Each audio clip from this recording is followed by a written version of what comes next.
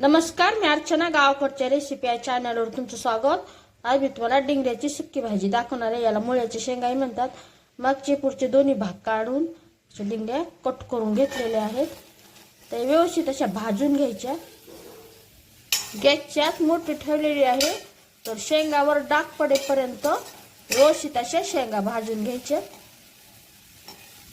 बघा, मी इथं ड्रायफ्रुट्स कसे ठेवलेले आहेत. तर अंजीर आहे, थोडे चुरले, त्यामुळे यामध्ये खाली मी मनुके ठेवलेले आहेत.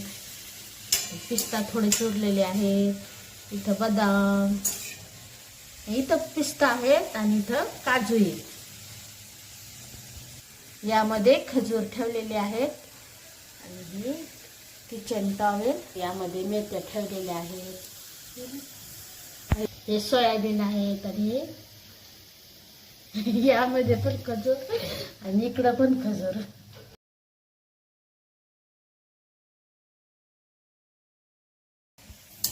छान असा रंग आलेला आहे. या शेंगावर व्यवस्थित असे डाग पडलेले आहेत. तर असे डाग पडू द्यायचे. यामध्ये पाणी टाकायचं. हे पाण्यातून लगेचच काढून घ्यायचं. भांड्यामध्ये तेल, तेलामध्ये मोहरी, जिरे,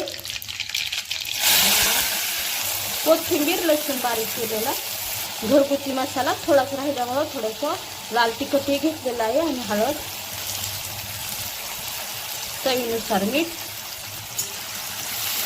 गॅसच्यात मोठी ठेवलेली व्यवस्थित असं मिक्स करून घ्यायचं. छान असं परतवलं गेलेलं आहे. यामध्ये भाजलेल्या शेंगदाण्याचा कूट. तर मी इथं रस्सा नाही बनवणार, किंचित असं दाटसर बनवणार आहे. मिक्स करून घ्यायचं. थोडंसं पाणी. गॅसची आता मंद करायची आणि 5 मिनिटं ठेवून देऊ. 5 मिनिटासाठी मंदाचेर झाकण ठेवू.